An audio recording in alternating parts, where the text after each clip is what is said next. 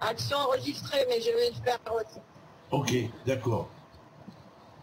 Alors, non, cliquez pour arrêter le non. Bon, ben voilà. Alors, on va commencer le cours. Donc, sur Sefer Abaïr, on est au Pérec, on avait fait la dernière fois le chapitre 10. On va commencer le chapitre 11. Alors, chapitre 11 commence ainsi. Alors, il dit comme ça. Maïgamzele ou Malzé, qu'est-ce que c'est cela en face de cela, l'un en face de l'autre? Asa Elohim, que Dieu a fait. Barabohu, Vesam Bimkomo, Shalom.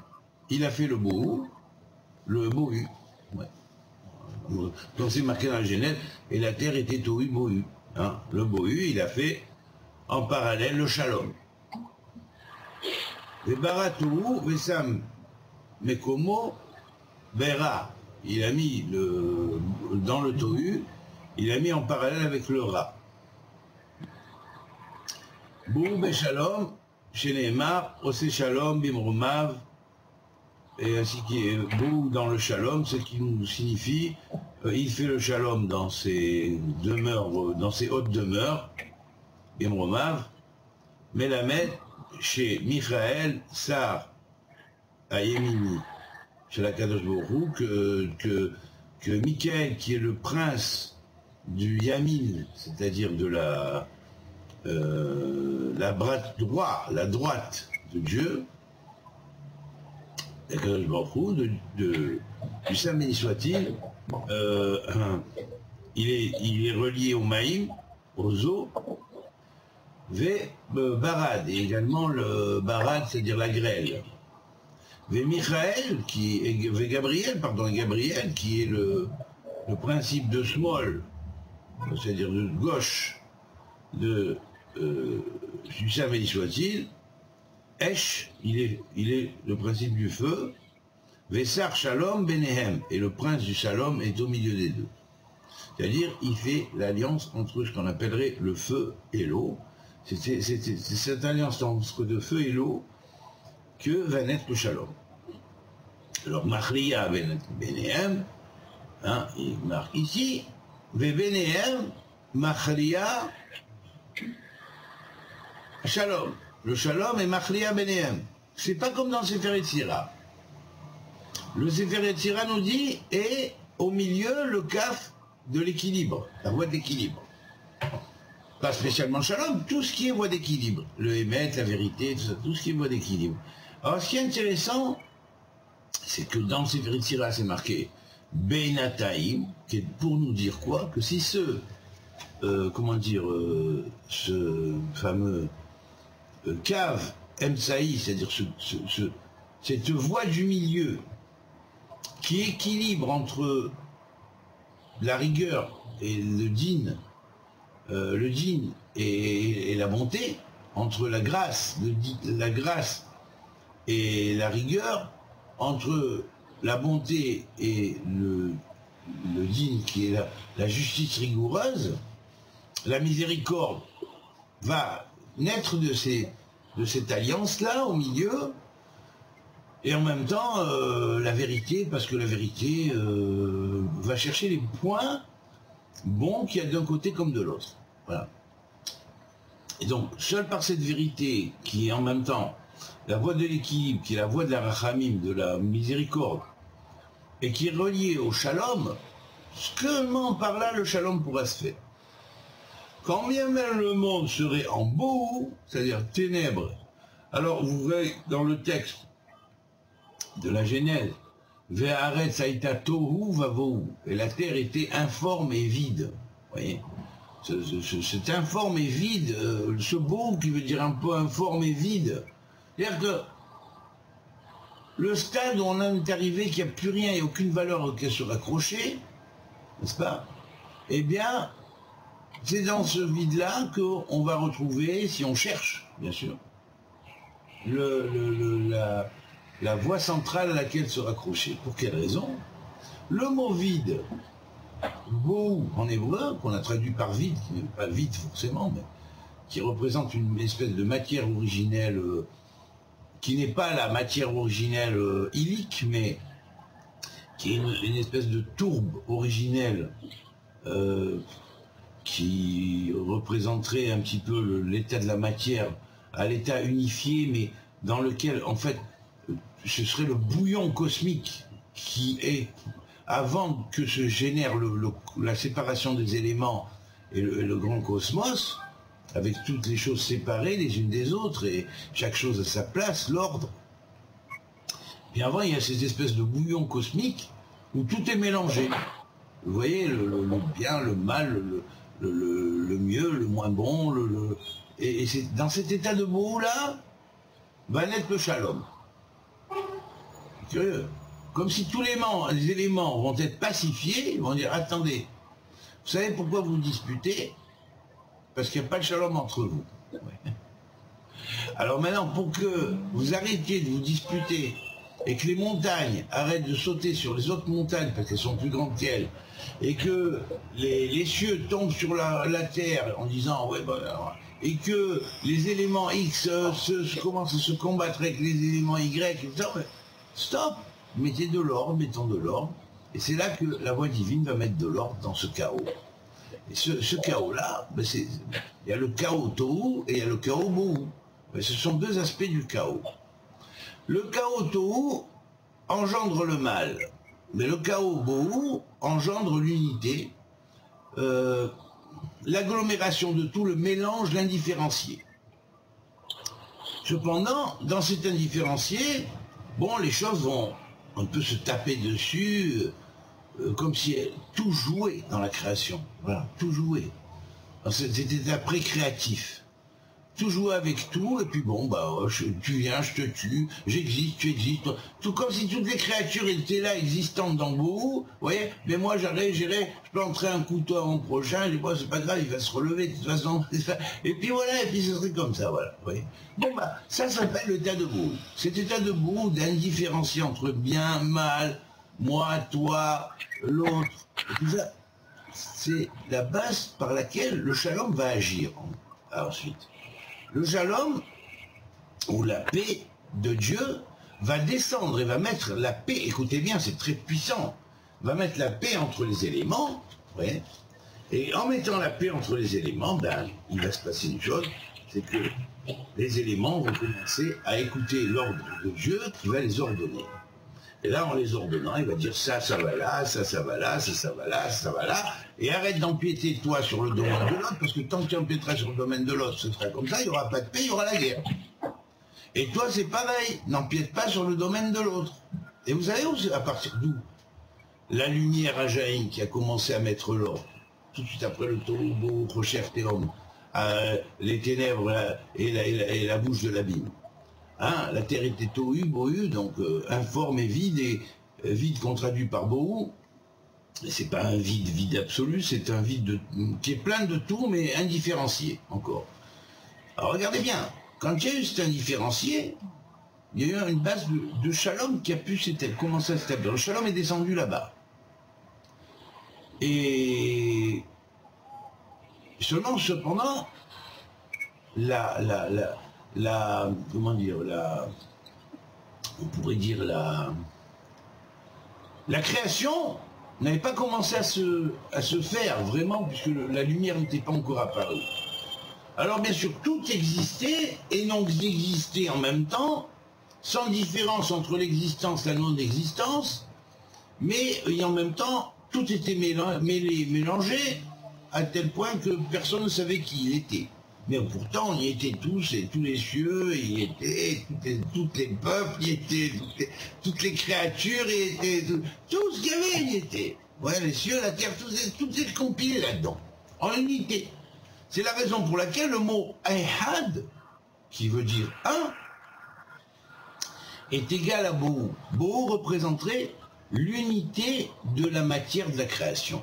Matière qui va exister sur plusieurs plans ensuite, qui va exister sur un plan spirituel et matériel, mais Bohu va représenter cette unité de la matière. Et c'est dans cette unité de la matière que, parce qu'il y a unité de la matière, Dieu a dit, c'est là-bas qu'on peut faire le shalom. Il faut dire, il a parlé, si on pourrait dire, à cette unité de matière physique non physique, hein, existante encore non existante, illique et non illique, et élémentaire, disons, mélangée. Il dit, il manque l'ordre, il y a tout, il y a tout. Le bien, le mal, ce qui peut... Mais le problème, c'est l'empiètement. Chaque chose empiète sur l'autre. Les cieux veulent prendre la place de la terre veut prendre la place des cieux. Et parlons-en à tous les niveaux, sans rentrer même dans les niveaux historiques. Tous les temps, tous les espaces, toutes les créatures existaient dans cette notion de beau. Vous voyez, très profond. Et subitement, la voix de Dieu s'adresse à ce beau, elle dit, parce que tu es un, et bien par cette unité va être la clé de ta délivrance. Mais il faut l'ordre avant. Et le beau, on pourrait dire, a lâché des os. On dit que c'était les pierres de mode fondamentales qui ont été la base du rayonnement de la lumière. Par la suite. On lâchait des os. Mais ces os-là vont être les os primordiales, bien sûr, qui vont entourer ces modes-là.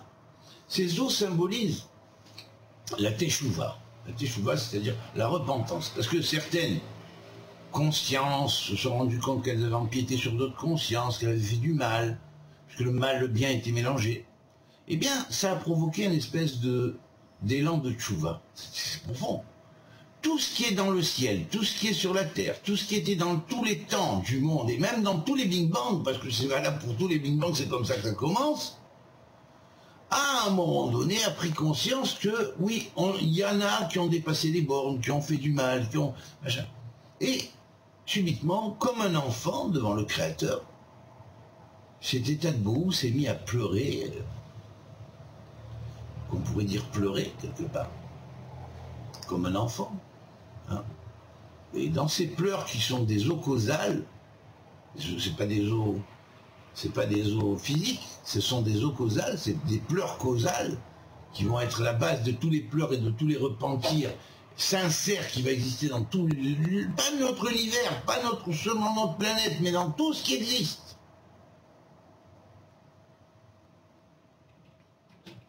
Eh bien, la prise de conscience, l'objecteur de conscience va parler, il va y avoir prise de conscience, hein, parce que le logos premier, ou le primo-logos, aura parlé à cette création qui est dans cet état, encore, et va provoquer cette espèce de repentir qui va faire que le shalom de Dieu, la paix de Dieu, descend de l'infini pour se cristalliser sur toute la matière des mondes, de tous les mondes qui vont être finis et reliés à l'infini, dans cet état de beau.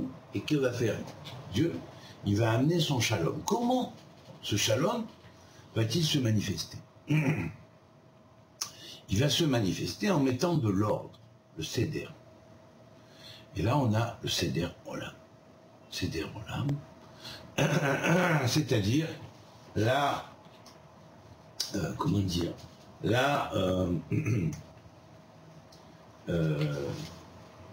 l'ordre du monde. Oh, bien sûr. Une seconde.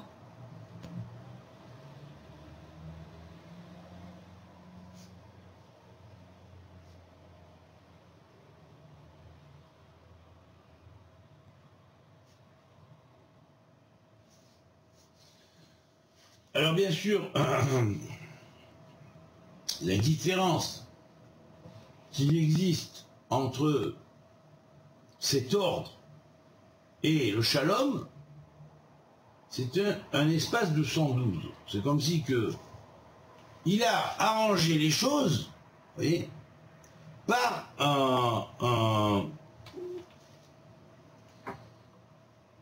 par des récipients qui vont ordonner la totalité de la création, et chacune la mettre dans des récipients appropriés, de façon à ce que la conscience de ce que chaque chose est et là je parle au niveau de l'être global, de toute l'ontologie, de tous les univers, hein, prennent conscience d'elles-mêmes. Et donc ça c'est des kélim ou des récipients, on pourrait dire de sédères divins, d'ordre divin, que Dieu va mettre de façon à rétablir cet ordre de shalom et de paix. Voilà. C'est la raison pour laquelle, d'ailleurs, Seder Kélim,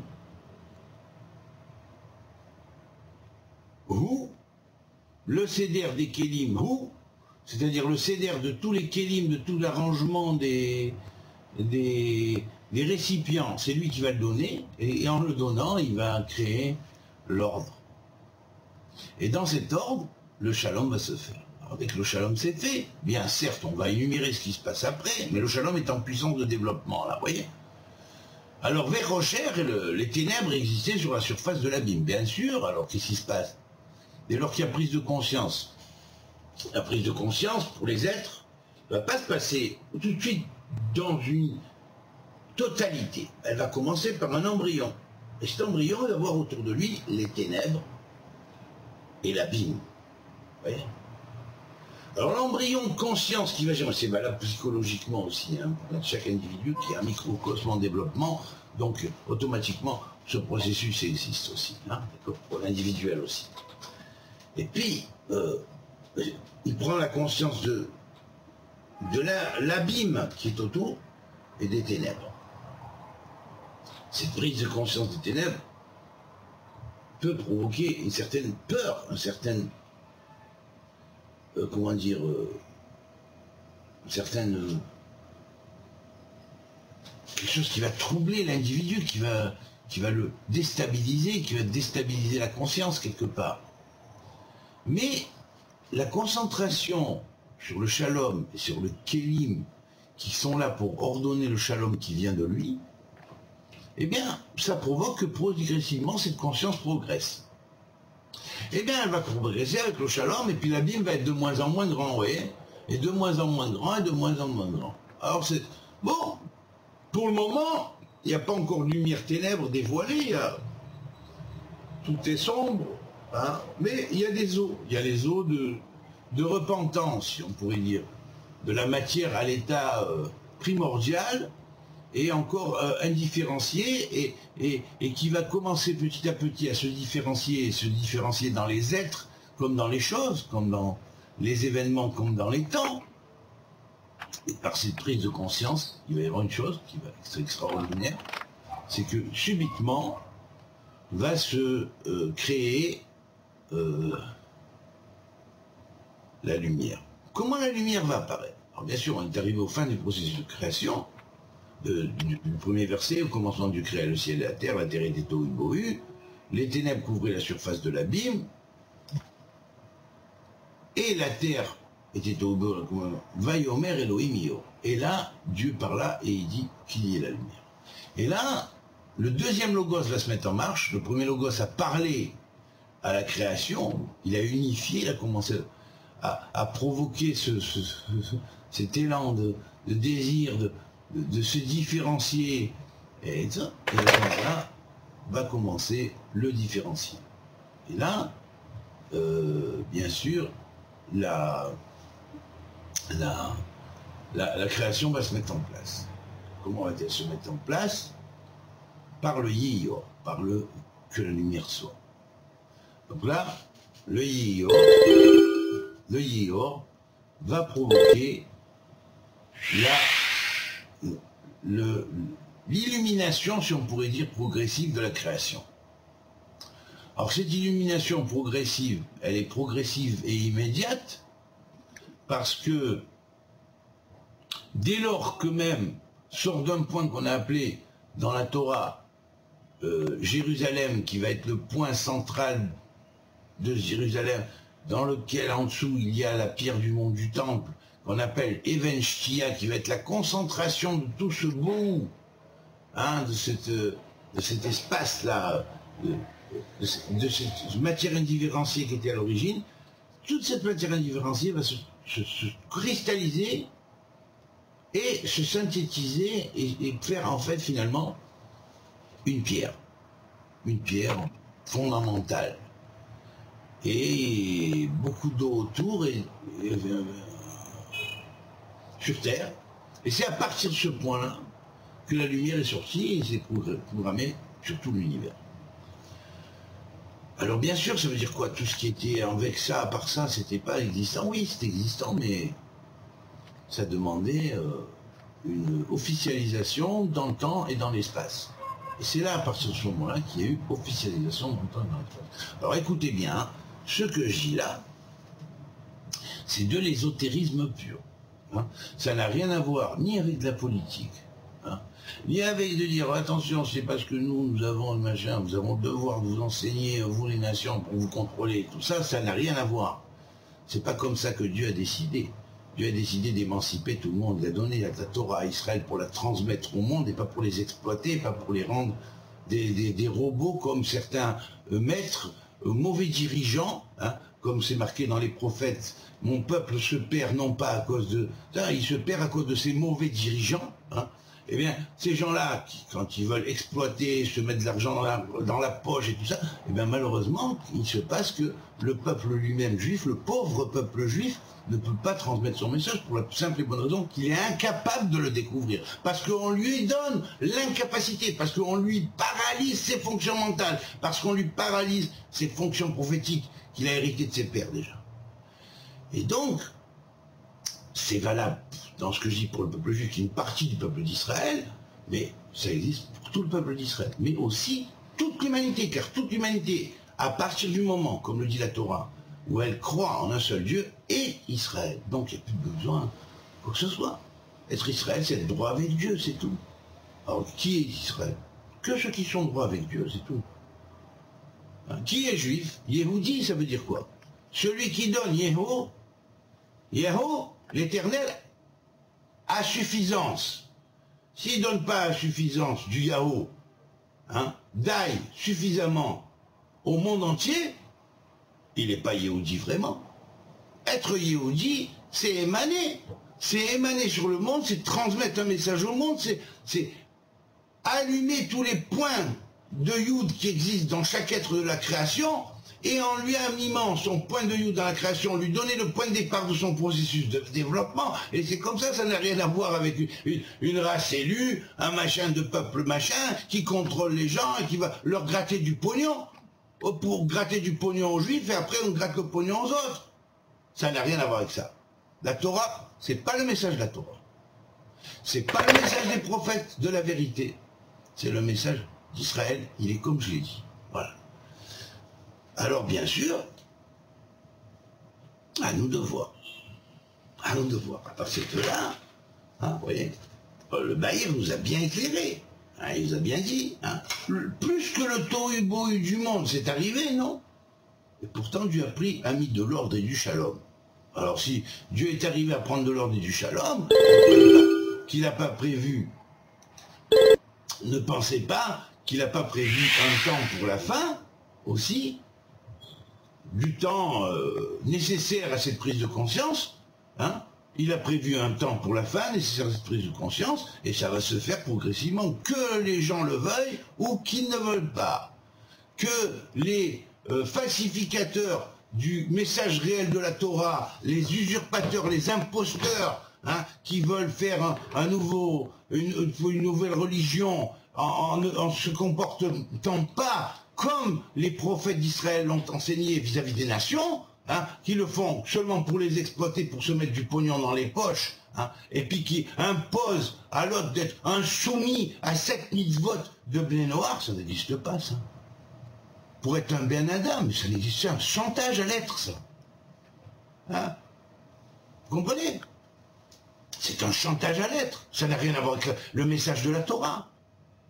Le message de la Torah, c'est de donner ad belidai, la connaissance de Dieu aux êtres, et leur transmettre ces choses-là, leur réveiller le point Yud qui est en eux, qui va faire d'eux un nouvel Israël, parce que Yud, Israël commence par Yud, ou un nouveau Yehudi, ou point juif symbolique, mais pas un point, c'est-à-dire un nouveau transmetteur de cette lumière. Ça n'a rien à voir avec une religion établie qui force tout le monde à faire tout ce qu'on veut, tout ce que certains dirigeants un peu tordus, même beaucoup tordus, veulent faire. Et encore moins quand on arrive au temps messianique, il n'est pas question d'exploiter et de faire ce qu'on a fait en exploitant les Juifs, qu'on les a rendus des moutons au service de ces gens-là, qui limitent la conscience même des Juifs et qui les empêchent de réfléchir vraiment dans la fonction réelle et prophétique de la Torah qu'ils ont reçue et le devenir. Vous comprenez? Ça n'a rien à voir. Mais bien sûr qu'on doit étudier la Torah. Mais bien sûr qu'on doit étudier la Kabbalah. Mais bien sûr, Moshe Kibel Torah Misinaï. Quand Moshe a reçu la Torah, il a reçu au Sinaï, il a reçu Kibel. Kibel, c'est Kabbalah. Si tu enlèves la Kabbalah, ben, il n'y a rien. Il n'y a pas de Torah au Sinaï. Il n'y a rien. Donc, pour avoir la Kabbalah, pour avoir la Torah, il faut la Kabbalah. Or, les falsificateurs sont ceux qui vont dire « Non, faut pas toucher à la Kabbalah, surtout n'y touchez pas, ne touchez pas aux Zohar, et vous les goy, comme ça ils les appellent, hein. En fait, les goy, c'est les égaux, mais eux, ils ont appelé les non-juifs les goy, voilà. Alors il dit, mais vous, les non-juifs, alors, moi je dis, mais vous les non-juifs, hein, vous n'avez pas le droit de toucher au Zohar. Mais si, vous avez le droit de toucher au Zohar. Le Zohar, c'est une lumière, elle est donnée pour tout le monde, pour tous les êtres de la création, pour tout ce qui est être humain.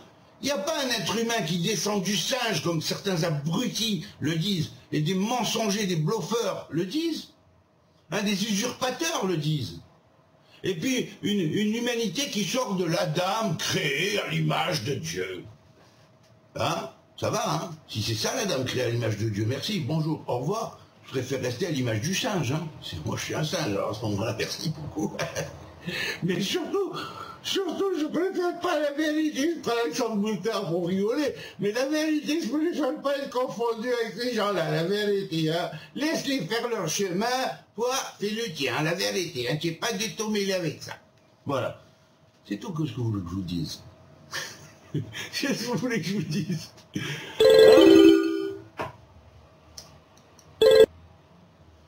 Voilà. Donc, il n'y a rien à voir avec le peuple de prêtres qui lui est donné de faire et de créer à la fin des temps, qui doit sortir d'Israël, ce peuple de prêtres, ou d'un salut qui vient des Juifs. Mais quels Juifs? Ceux qui donnent à volonté Dieu, et gratuitement, et pas sans dire, voilà. Bon, si on leur donne une aide, tant mieux, mais je veux dire, pas sans arrêt à réclamer, comme le font ces gens-là. Réclamer. Ça réclame de l'argent à tout va, ça fait payer des séminaires très chers. Et ça veut dire quoi? Tu exploites maintenant, tu as suffisamment exploité la communauté juive, il n'y a plus assez de ronds, alors maintenant tu te mets une mission universelle, vouloir exploiter le monde entier. Mais ça n'a rien à voir avec la Torah. Je m'excuse, on pourrait dire ce qu'on veut, ça n'a rien à voir avec la Torah. Les prophètes ont dénoncé cette attitude-là à la base et depuis longtemps, et cette attitude-là qui a engendré finalement ce qu'on appelait... il y avait les prophètes de mensonges, ben, ces gens-là, ils ont pris la place des prophètes de mensonges. Hein. C'est les madrichim de mensonges, des prophètes de mensonges, c'est tout. Ça s'appelle les dirigeants descendus des prophètes de mensonges. Ceux qui ont éloigné le peuple juif et le peuple d'Israël de recevoir la Torah comme une Kabbalah, car la Torah est une Kabbalah, et ceux qui ont reçu déjà le point de part, de base de la Torah qui est une Kabbalah, il est évident que cette Kabbalah, elle se reçoit. Voilà. Et par atavisme, déjà, ont reçu ces gens-là à la base, déjà, et depuis le Sinaï, et tous ceux qui avaient déjà subi cette révolution-là, cette révolution humaine de progression, ah ben oui, étant donné qu'ils avaient reçu, ils sont tous aptes à accéder à la prophétie. C'est la raison pour laquelle vous êtes un peuple de prophètes, vous redeviendrez des prophètes, et vous foulerez les sentiers jusqu'à moi et jusqu'à la prophétie, ainsi les disent les prophètes. Voilà. Et c'est comme ça, et c'est marqué en toutes lettres dans la Torah. Orale, écrite, pas orale, qui peut être falsifiée des fois. D'accord? Voilà. Hein? Jamais la Torah n'a dit que manger avec un goy, ce qu'ils appellent un goy, c'est-à-dire un non-juif à une table, hein, ça représentait de manger avec un chien. Ces gens-là ont introduit ces versets-là. Parce que ça les arrange. On dit comme ça, les autres ce sont des moins que rien. Mais la même chose, ils le font entre les juifs eux-mêmes, ces gens-là. Ils veulent contrôler les juifs, et pour eux, les juifs non religieux sont comme les autres, c'est pareil. Alors vous savez, c'est ça les traîtres, c'est ça les mensongers, c'est ça ceux qui ont falsifié la loi de Dieu. C'est ça là. Et puis ceux-là, ils aiment qu'on leur renverse dans l'argent pour entretenir leur temple et leur synagogue. Vous comprenez? C'est ça qu'ils vous demandent. Ils veulent du pognon tout le temps. Voilà. La vérité, Dieu a donné la Torah, il n'a pas demandé de l'argent. Dieu a transmis la Torah sans demander de l'argent. Et maintenant on aide pour que ce message se diffuse. C'est pas pour se mettre l'argent dans la poche. C'est pour que ce message se diffuse. Alors chacun y participe, essaiera, avec l'aide de Dieu, de propager ce message-là. Et chacun aidera pour que ce message se propage.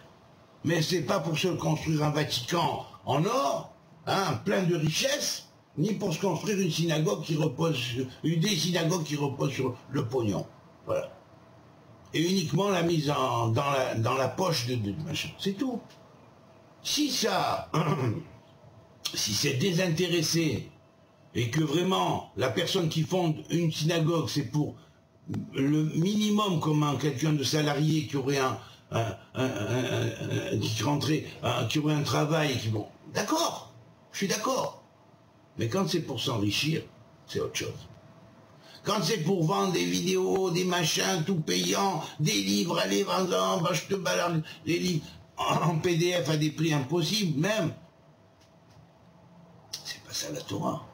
C'est pas ça la Torah. C'est pas ça. C'est pas ça. Moi, jusqu'à aujourd'hui, j'enseignais, j'ai jamais rien demandé, je m'excuse.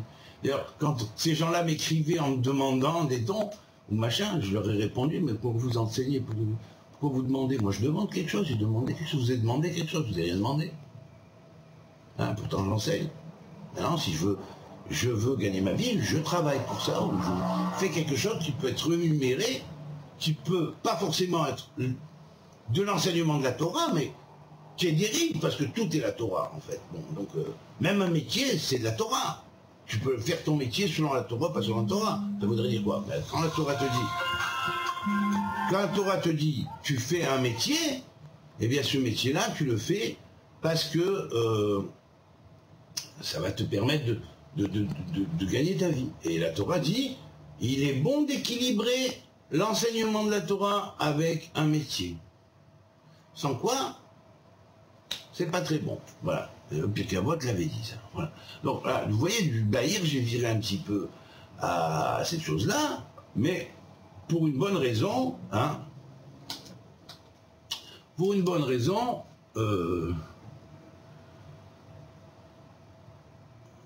voilà.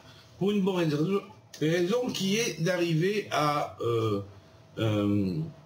comprendre mieux ce que la Mishnah veut dire. Vous voyez, alors on est passé d'abord d'un état qui était complètement mélangé, d'indifférencié à un premier niveau, où on est à cosmique, si on pourrait dire, hein, et même supracosmique, puisque on pourrait dire même tous les Big Bang, si on parle de l'absolu, tous les Big Bang étaient mélangés entre eux.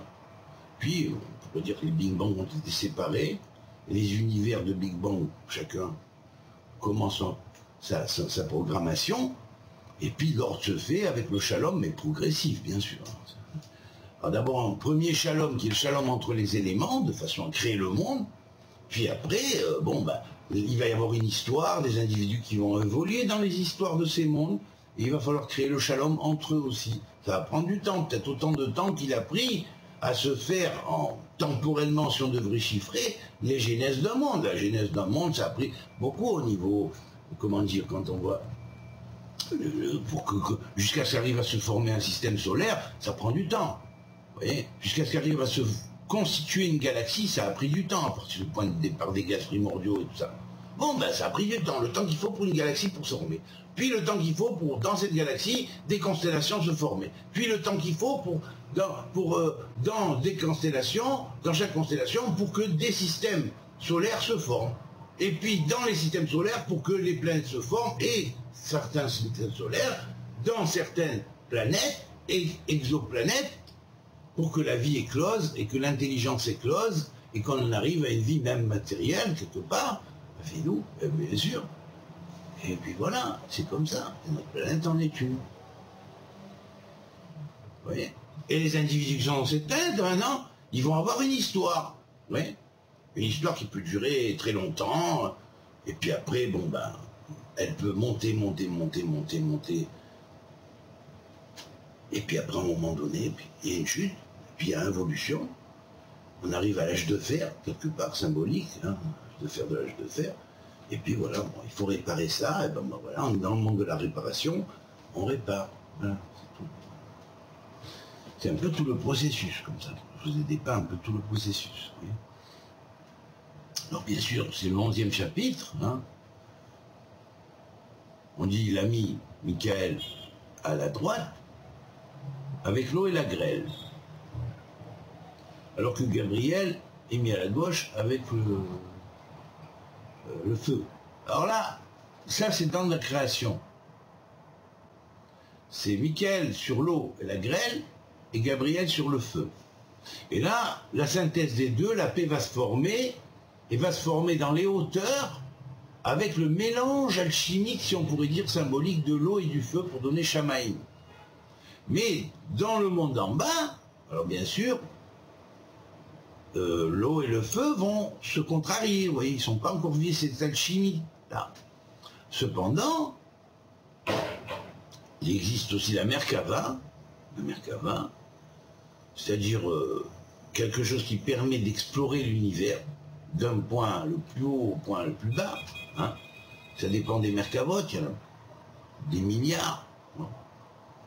Des niveaux différents, de formes différentes. Hein. Et ces Merkavotes-là, elles vont explorer l'univers à différents niveaux, à différents degrés. Mais là, dans la Merkava, il va y avoir des Merkavotes dans lesquels l'ange Gabriel, enfin symboliquement, l'ange Gabriel qui est symboliquement le lion, se trouve à au sud, si on pourrait dire, hein, représentant la droite de la Merkava, au sud, mais avec l'élément feu, alors que Gabriel va représenter plutôt l'élément eau et elle va avoir la forme symbolique d'un taureau. Bon, ce sont que des symboles, mais on va représenter cette double influence Michael-Gabriel sous cette forme-là, lion et taureau. Vous voyez? Alors la forme taureau va être liée au feu, à l'eau, pardon, et la forme lion va être liée au feu. L'exact inverse de ce qui est donné lors de l'origine de la création. C'est pour l'équilibrer.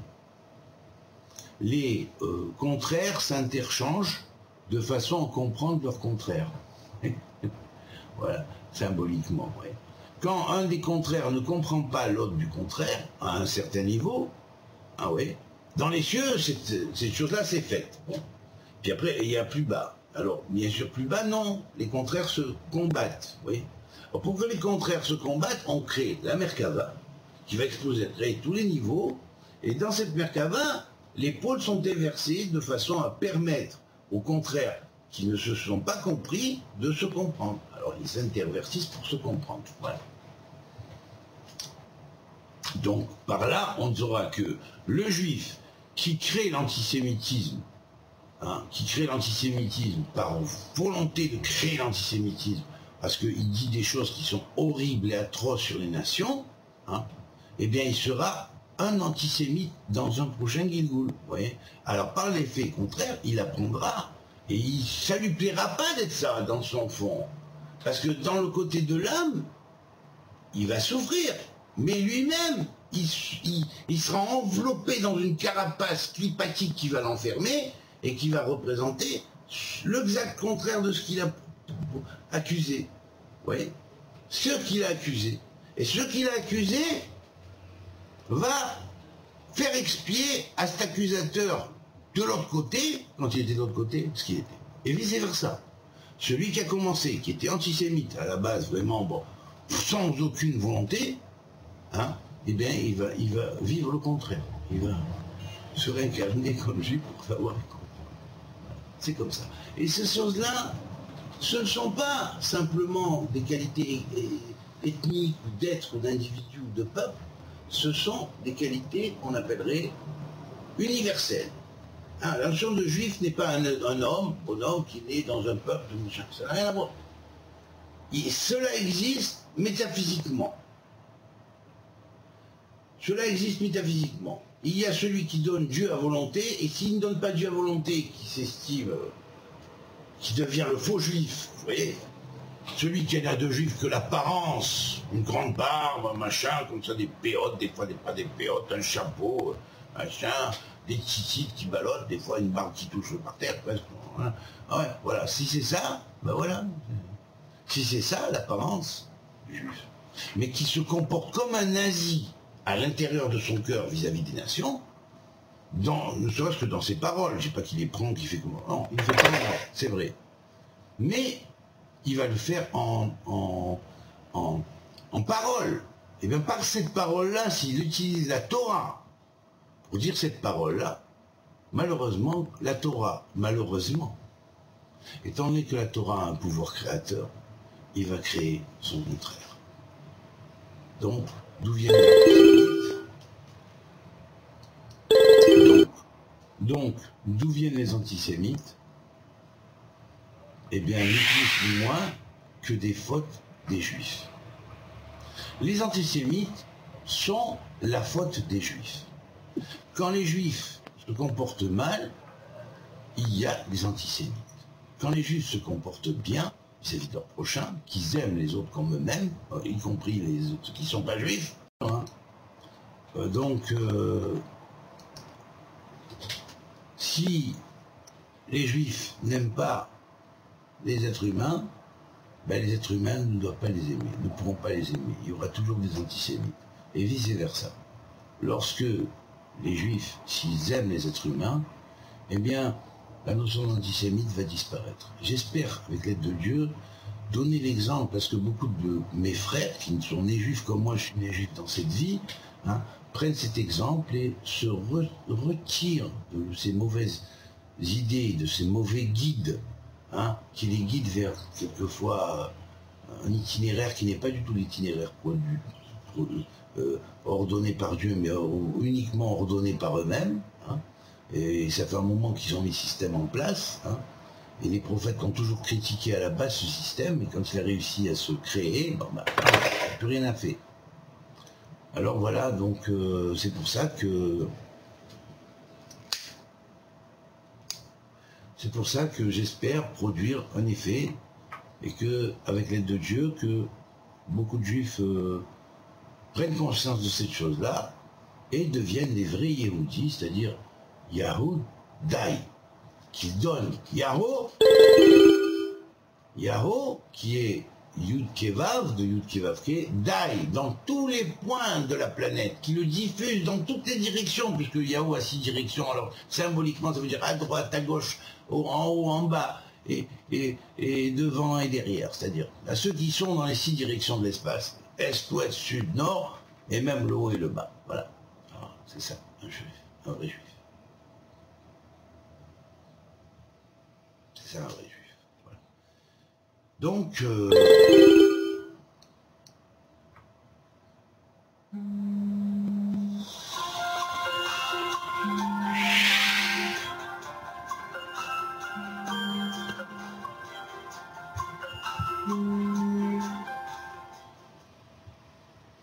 voilà. Donc voilà. Bon, on a fini pour aujourd'hui le cours. Hein. La paix qui règne dans les hauteurs termine, hein, la paix qui règne dans les hauteurs descend et forme un genre de fléau de la balance entre les forces de rigueur, et les forces d'équilibre. Voilà. Donc ainsi, le monde s'équilibre, il va vers la paix, et la paix devient progressive jusqu'à ce que la lumière soit d'un bout à l'autre de l'univers. Même si dans un monde intemporel et disons hyperspatial et hypertemporel, cela s'est passé en une fraction de seconde, bien sûr il faut pour nous les temps pour y arriver. Au niveau des temps terrestres, de l'humanité terrestre, on commence à y arriver, on se dirige vers ça, et il faut s'apprêter à maintenant à ce que les forces de lumière écartent les forces de chaos, hein, et les éloignent, parce que c'est elles qui créent l'empire de la division et de la ségrégation dans la Terre. Pour nous, en ce qui nous concerne, sur cette Terre, bien sûr, sur laquelle nous sommes. Voilà. Voilà. Alors, à la prochaine, si tu veux, prochain cours du Bahir, on fera le chapitre 12 qui est très intéressant. Je vais juste préciser encore une chose, parce que, franchement, pourquoi ce chapitre, hein, nous parle de cette chose-là? Et quelle est la relation? Finalement, bon, chapitre 11, il te parle de ces choses-là, si fortes, si importantes. Bien parce que l'origine de ce chapitre, d'après le code sur lequel le Bahir a été édifié déjà à l'époque de Rabbi Nechemia ben Akana, et qui était tel qu'il était enseigné dans la yeshiva de Rabbi Yitzhak Sagi Nahor, le fils du Ravad, eh bien sûr qu'il y avait une clé dont j'ai hérité, j'ai reçu directement par atavisme et par relation directe, et qui fait ses preuves et qui fera de plus en plus ses preuves précises. Tant que Dieu me donnera la vie, bien sûr. Mais ça, ce seront mes élèves qui continueront. J'espère qu'ils continueront dans la même voie. Donc, cette chose-là, comment ça peut être lié? Bien, regardez. D'après la clé du Bahir, eh bien, tout simplement, on est dans la sphère de Yesod, oui, de Abba, qui est le père qui a Tzilut, le monde de la lumière, hein, et on est dans le Yesod de Abba, c'est-à-dire dans le fondement de la lumière de Abba, oui, du père. On est dans le fondement atzilutique de la création. Et c'est dans... Voilà. Et c'est donc dans ce Yesod absolument... ce fondement qui dérive du monde des visages divins, hein, dans le monde du visage nommé Abba, qui est la sagesse primordiale, le père de la sagesse primordiale, qui va produire le fils et la fille primordiale de la sagesse, c'est-à-dire l'âme du Messie, et son complément, qui est le Bat, c'est-à-dire la fille de Dieu, la sagesse primordiale. Voilà. Et là, quand on a compris ça, on a tout compris. Voilà. Alors, comment se fait la paix? La paix, c'est le Messie qui doit l'amener. J'ai expliqué un petit peu le processus. Oui, et j'ai très bien expliqué le processus. Je pense que quiconque est un peu intelligent, qui réfléchit, qui cherche, et qui a assez logique, hein, il réfléchit sur autre chose, quand même c'est des éléments sérieux. Oui. Et puis, bien sûr, la clé nous dit quoi? C'est Yesod, fondement du monde. Cette chose-là est le Yesod, le fondement du monde. Hein. Le fondement du monde, puis c'est relié à la sphira de Yesod. Vous voyez, c'est dans le Yesod du père d'Atsilut, mais c'est dans ces kélim primi, c'est dans ces récipients intérieurs. Vous voyez, il y a toujours ce qu'on appelle les récipients intérieurs et les récipients intérieurs, les récipients intermédiaires et les récipients extérieurs. Il y a les récipients intérieurs qui sont les premiers qui travaillent. Ces premiers récipients qui travaillent sont les récipients primordiaux qui ont introduit les bases de la création de tout ce qu'on appellerait la chaîne de cause à effet. Et toute cette Mishnah-là, qu'on a étudiée aujourd'hui, ce Pérec, ce chapitre 11, il parle de ça. Si on n'a pas la clé de quoi il parle, on ne sait pas comment l'interpréter. On ne sait pas comment l'interpréter. Bon, on va lire le texte, je vous le lis en français. Que signifie le verset? Dieu a fait correspondre l'un à l'autre. Bon, alors, il crée le tohu, le bohu, et il plaça dans la paix. Il crée le tohu et il le plaça dans le mal. Bohu, dans la paix, ça veut dire quoi? Comme il est dit dans Job, celui qui établit la paix dans ses demeures. On ne voit pas le rapport non plus parce qu'il n'y a pas marqué bohu dans Job. Alors, celui qui apprend que Michael est préposé, ceci nous apprend que Michael est préposé à la droite, je ne vois pas le rapport non plus, et que Gabriel est préposé à la gauche, et que l'un symbolise le feu, l'eau et la grêle, que l'autre symbolise le feu et la lumière, et puis le Saint béni soit-il est au milieu, et il a préposé la paix entre les deux, et se tient, et fait un petit peu le fléau de la balance. Voilà. C'est ce que signifie il fait la paix dans ses hauteurs. Voilà. Bon, alors, un texte incompréhensible si on n'a pas la clé. Vous voyez ? Cependant, quand on a la clé d'interprétation, comme je l'ai eu, et que je voulais déchiffrer, voilà, ça marche. Vous voyez, ça convainc. Le texte devient intelligent et intelligible. Voilà. C'est pareil pour toute la Torah. La Torah, on croit l'interpréter comme ça, hein, on se dit, oui, on interprète. On est très intelligent, un peu plus intelligent que l'autre. On pond un truc un peu plus intelligent que l'autre. Mais si on a la clé pour l'interpréter, le texte devient beaucoup plus intelligent et beaucoup plus intelligible. C'est tout. Alors, au revoir à tout le monde, et que Dieu vous bénisse, et que Dieu fasse que la Torah se répande sur toute la terre et sur tout l'univers, et que tout le monde devienne des Bnei Israël, c'est-à-dire des droits devant Dieu, et des Yehudim, c'est-à-dire ceux qui donnent Ad Belidaï la lumière aux autres, et qui la transmettent. C'est ça le vrai juif. Au revoir à tous. Amen. On peut poser une question? Oui, bien sûr. Bon, l'état de Bohou, la raison pour laquelle il n'a pas duré, c'est parce qu'il n'y avait pas de conscience? L'état de quoi? De Bohou? Je n'ai pas compris. Oui. L'état de Bohou?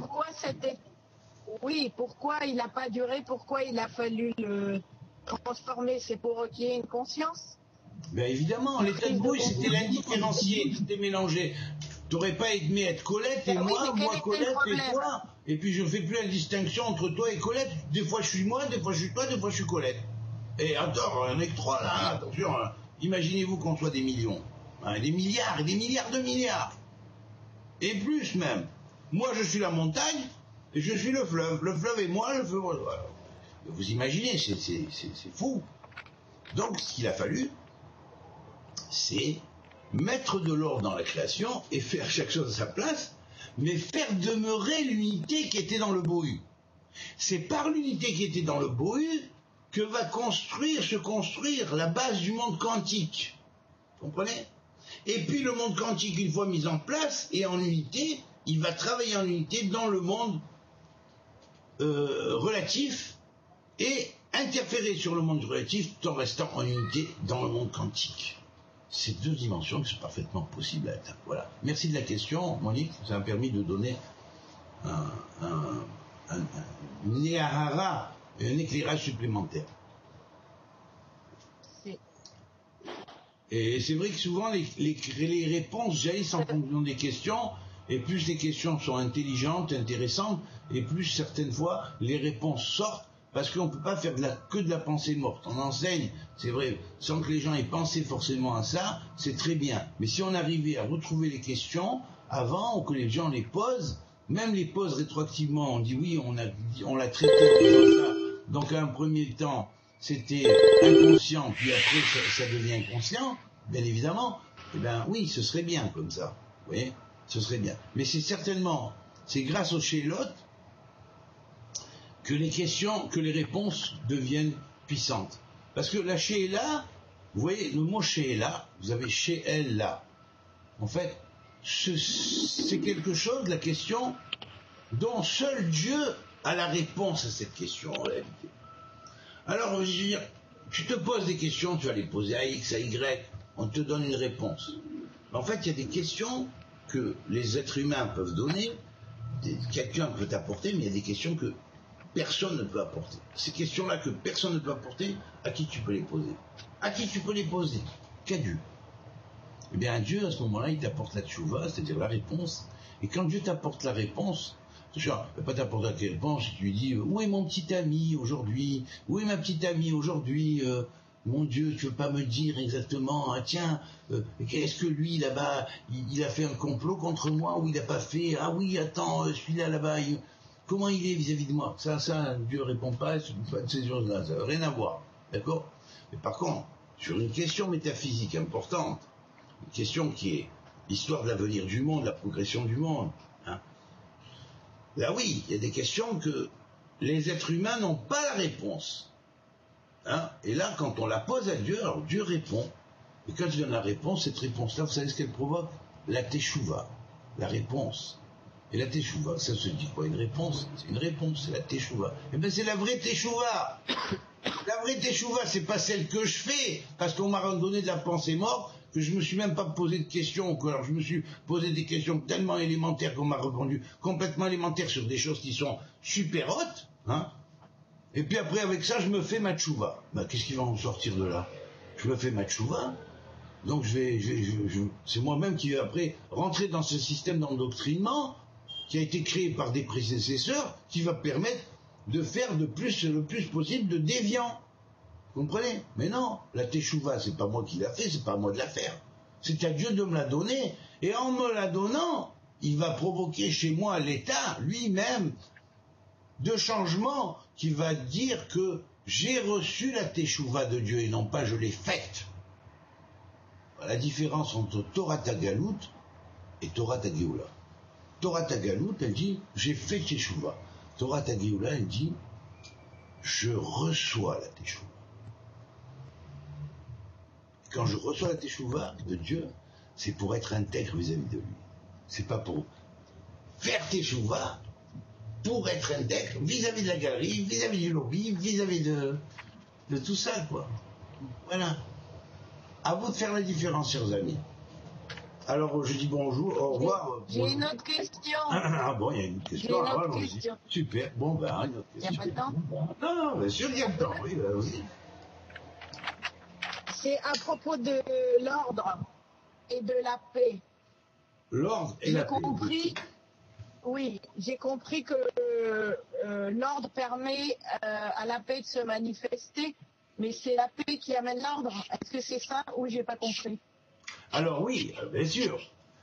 Ce que la paix elle est faite, elle est de Dieu. Dieu est paix. C'est un nom de Dieu qui s'appelle paix. Donc il descend dans cette espèce de chaos, hein, indifférencié, jour, nuit mélangés, bien, mal mélangés, tous les êtres mélangés, tous les éléments mélangés, un élément croyant que c'est l'autre, d'autres éléments croyant que c'est l'un, ainsi de suite, un être croyant que c'est l'autre aussi, et lui-même, et l'autre être croyant aussi qu'il est lui-même, et l'autre, bon, je dis ça au niveau être, à comprendre au niveau de ce qui est dans d'autres niveaux, dans d'autres degrés, d'accord? Chacun pour comprendre psychologiquement cette chose-là, et puis à partir de là, comprendre au niveau de l'état dans lequel se trouvait le cosmos quand il était à l'état de chaos. Comment le chaos est passé à l'état de chaosmos? Oui, c'est un de mes tableaux, hein, j'en ai fait dans les tableaux. Hein. J'ai fait un tableau qui représente le cosmos et le chaos. Voilà. Le chaos qui devient ensuite le cosmos. Alors, c'est quand, on pourrait dire, le verbe primordial de premier logos, primaire logos, sortant de la chorma, de la sagesse de Dieu, hein, qui va émettre la chose et parler à cet indifférencié, hein, à partir du processus de un petit peu de teshuva qui s'est opéré, et surtout après que la parole se soit manifestée, ou le verbe. Alors, la première teshuva se manifeste parce que dans cet état d'unité, il y a quelque chose quand même que Dieu aime. Il y a quand même une unité. Vous voyez? Donc ça représente l'état primordial dans lequel toute création va se trouver avant de devenir séparée et ordonnée. Alors là, Dieu va parler à cet état-là de pré-création, et il dit, par le biais du logos, en tant que logos, hein, et logos, il va lui dire, en tant que premier logos, hein, au kéter de Chorma, il va lui dire, reçois la paix en toi, car en fait tu es un mais tu n'es pas en paix. Les éléments se combattent qui sont en toi. Hein. Les montagnes sautent sur les vides, on pourrait dire sur les ravins sur les montagnes. Vous imaginez un petit peu tout ça, c'est dément, mais c'est vrai, c'est comme ça que ça a été avant la création. Et puis, je veux vous mettre de l'ordre. Je vais mettre chaque chose à sa place. Un ordre, Seder. Oui. Alors bien sûr, Seder, 264, Kelim Hu, il est l'ordre du Seder, de l'ordre de l'arrangement des Kelim, des récipients, c'est lui qui est l'ordre de l'arrangement des récipients, c'est lui. Et chaque chose va recevoir son récipient individuel, va prendre conscience de ce récipient individuel de ce qu'il est. Hein. On pourrait dire que vis-à-vis de Dieu, toute chose a une conscience, même une montagne, même un arbre, même une pierre. Hein, d'accord? Donc au niveau de l'énergie divine, chaque chose a une conscience. D'accord? Donc, les choses vont prendre conscience, chacune indépendamment, par ces kélim que Dieu va donner. Vous voyez? Et cet ordre-là, il dérive du nombre. Parce que le mot Seder succède au mot Sagar, Aleph. C'est-à-dire Sagar, Aleph, il a enfermé ces 32 voies de la sagesse dans le système de la Gematria et il a mis en unité la chose. Et ce système de Gematria d'unité, eh bien, c'est le système unique qui inclut à la fois la base des 32 voies de la sagesse, qu'on appellera les 10 sphirotes et les 22 lettres. Et il comporte ce CDR, toutes ces choses-là, en unité, vous voyez, avec toute la pyramide des nombres de 1 à 22, hein, plus les 10 qui vont symboliser Sphira 1, 2, 3, 4, 5, 6, 7, 8, 9, 10, et ça fait la base de ce qu'on appelle les 22 lettres et les 32 voies de la sagesse, hein, mais tout ça c'est en unité, donc Sagar et Had, il a tout enfermé ça dans l'unité, ça a été la base du CDR. Et ce CDR-là, c'est la CDR où lui il a mis en place pour les Kélim, pour les récipients primordiaux. Et là, les récipients primordiaux vont recevoir chacun cette chose-là, et puis la paix va se faire dans l'univers, mais elle va se faire progressivement. D'abord, c'est la paix entre les galaxies qui vont plus sauter l'une sur l'autre. Oui.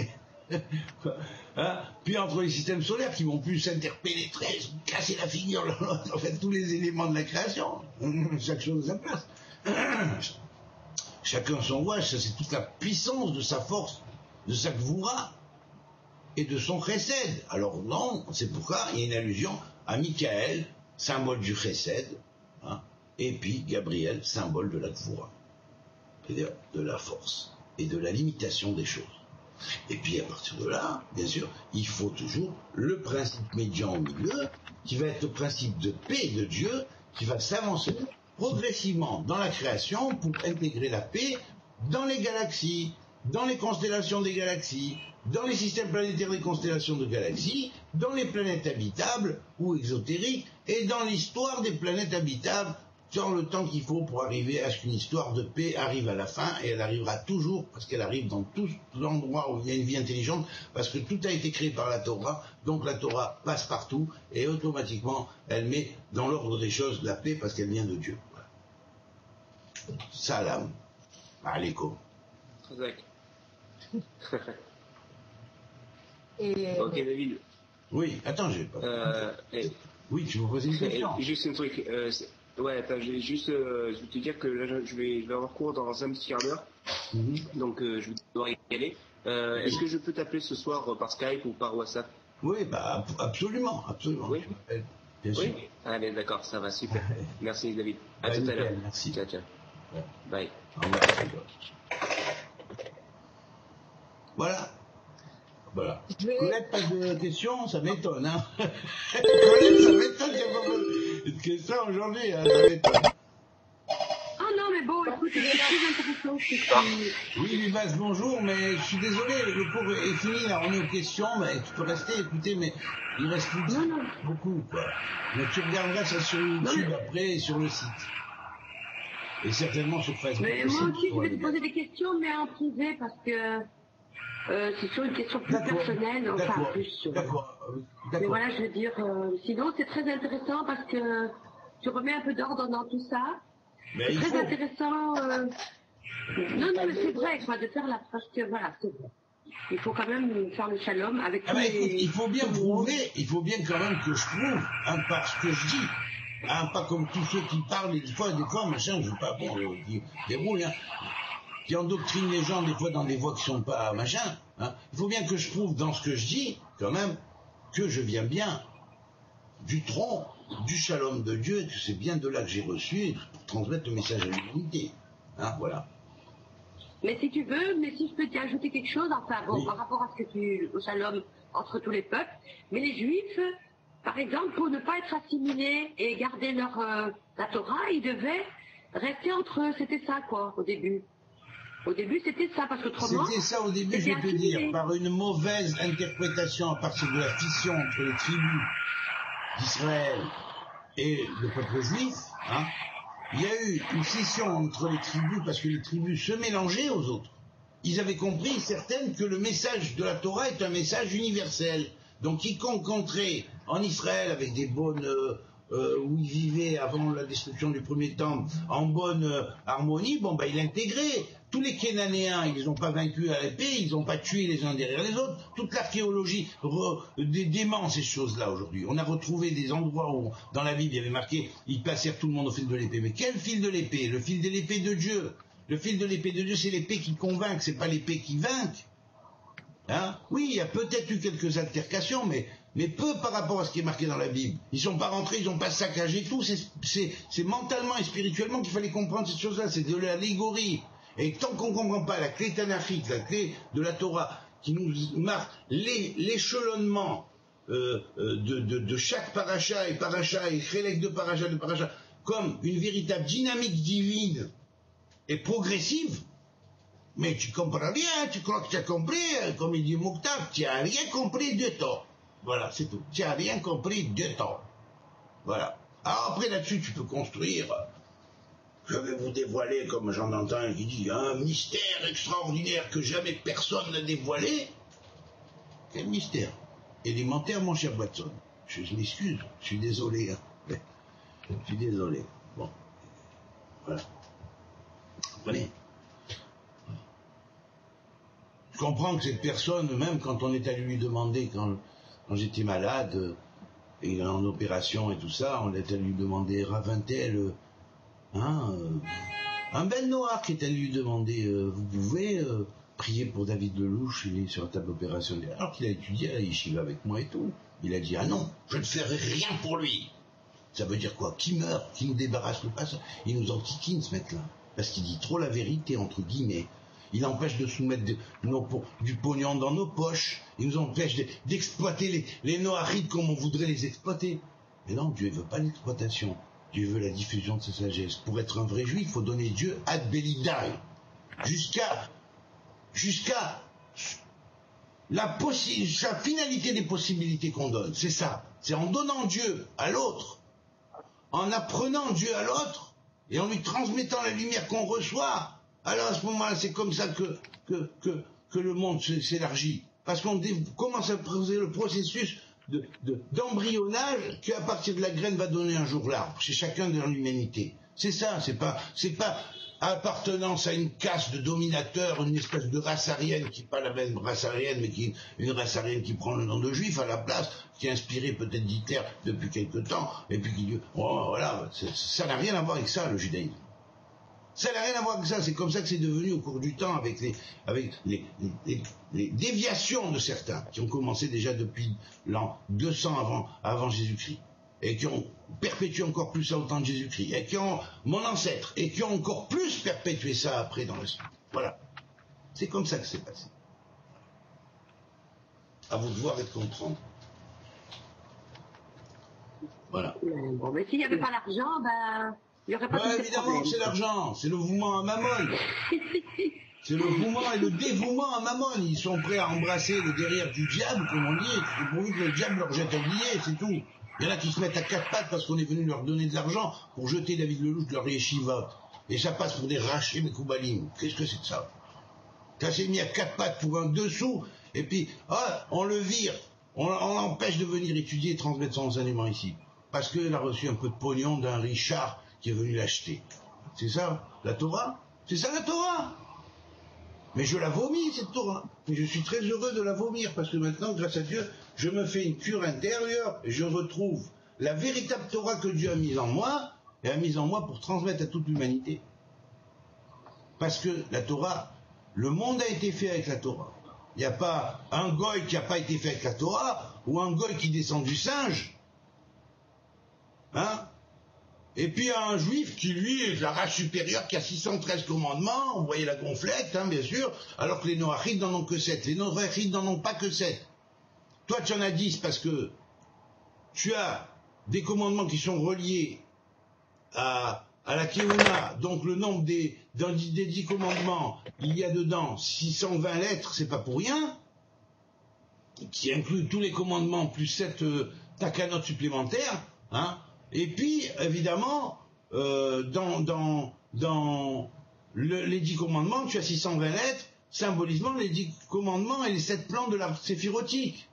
Et puis, qui sont 10 aussi. Et puis, dans comment ça s'appelle, Dans les mitzvot béné noirs, il y en a 7 qui sont énumérés.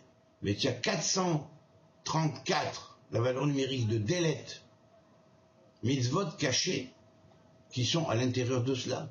Et ces mitzvot cachés-là, ça correspond à des valeurs morales, sociales, qui sont dans la société des Noachides, qu'on ont toujours appris. Ils ont pu les apprendre certaines par Jésus, d'autres les ont appris par Mahomet, d'autres les ont appris par X, hein, bien sûr, par d'autres maîtres, au cours du temps, hein, ou par Bouddha, ou par je ne sais qui, ou par Zarathustra, ou par l'intégrité, ou par, comment il s'appelle, Lao Tse, ou Pohi, dans son Iking, ou par Confucius, ou même par Amenhotep.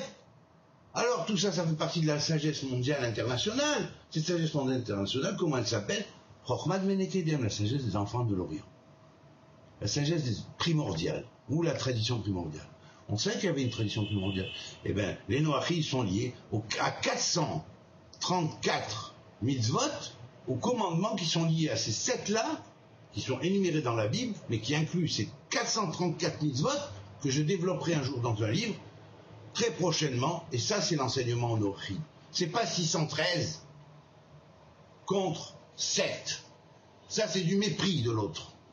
C'est 613 Had Belidai, en donnant Dieu à la société, contre 434. Et si 434 c'est moins, c'est tout simplement parce que il y a une fonction qui est de prêtrise, et la fonction de prêtrise, qui pour le moment sera dans un premier temps chez Israël, après elle va s'étendre chez les nations, à partir du moment où ils sont formés, puisque tout est la même chose.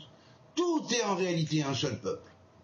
C'est tout. Donc ceux qui accéderont au niveau supérieur, ils auront toutes les 613. Mais dans les 613, il y en a qui sont liés simplement à la caste des prêtres. Et en premier temps, ce sera les descendants de la hiérarchie de Tzadok à Cohen, dont le dernier descendant était Moretzedek, encore dans cette ramoie du côté de ma mère.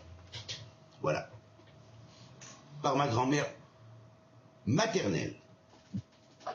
Et l'autre côté par mon grand-père paternel.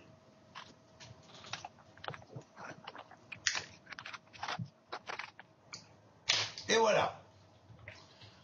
Alors maintenant, croit qui veut croire, pèse qui veut peser, comprendre qui veut comprendre, et puis qui veut pas comprendre, un jour comprendra, par la manière dont il devra comprendre. Voilà, c'est tout. Bon ben voilà, je pense qu'aujourd'hui ça va, ça suffit. On a fait les questions, réponses, bon, plus tard on continuera le chapitre 12 qui est très très intéressant aussi. Voilà, vous voyez. Mais enfin, pour terminer, je dis, sans la clé, on comprend que dalle. Voilà, et cette clé, elle a été enfouie depuis le temps de Daniel, je la rapporte, et je prouve que je la rapporte.